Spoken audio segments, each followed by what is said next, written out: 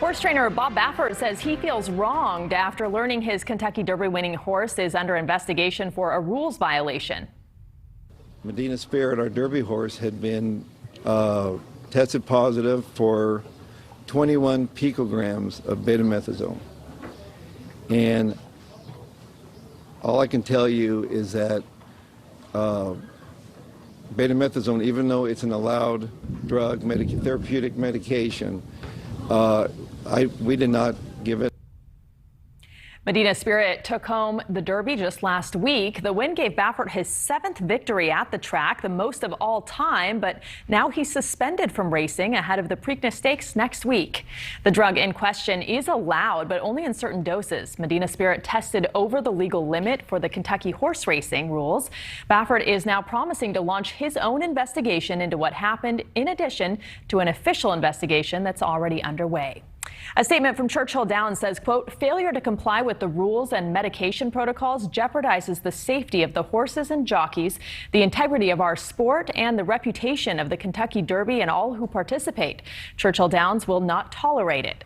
Churchill Downs is planning to test the horse again before making a decision on whether to disqualify him. And this isn't the first time Baffert has been under investigation for failed drug tests. In fact, he's been accused of cheating 5 times now. Last month, he won an appeal in Arkansas after 2 of his horses tested positive for banned substances. Joining us now to talk more about this investigation and the future of horse racing is sports analyst Eric Mitchell. Eric, thanks for being with us on Prime tonight. Oh, thank you very much for having me here. Well, what is your immediate reaction to this news, and maybe walk us through how you think it'll play out?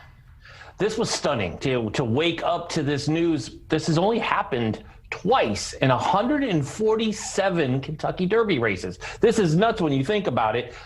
We're trying to get back into sports. The Kentucky Derby is kind of the golden child of them all. But to have this happen and just understanding the appeals process, like other sports we're also used to, where the appeal process happens pretty fast. You see it in Major League Baseball, it takes about 7 days. Players fight their suspensions. They either get them lowered or they just sit them out. This could take past even doing the Triple Crown. So they still plan on racing Medina Spirit in the Preakness. And this could still come back in July. If you look at some of the history, that's where it's been. It is crazy that this is the same trainer who's had multiple incidents.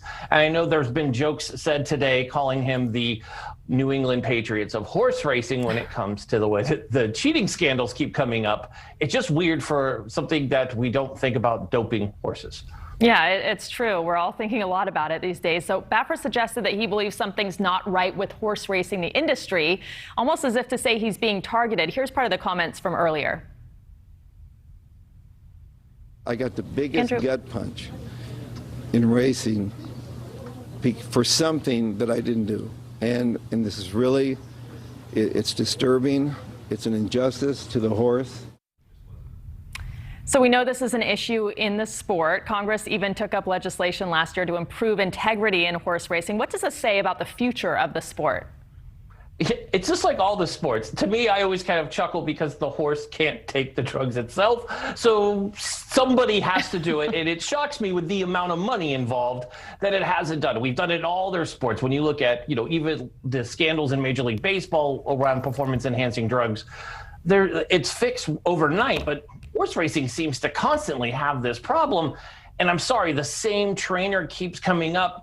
He might need to do his own internal investigation. I know he's doing it, but maybe a third party might be the best bet for him because he keeps coming up. We showed at the top of the hour the 5 already times, and his last horse back in September at the race in Kentucky also popped on a performance-enhancing drug. I guess that's what we're calling them for horses, but yeah, it continues going on. It's crazy. So this drug is used to treat pain and inflammation. So is this more a performance or a recovery-driven effort? This is for recovery. I was wrong to call it performance enhancing, but when most of the time I'm talking about athletes, and I forget now we're talking about a horse that's also an athlete. So it is for recovery, but you can go over.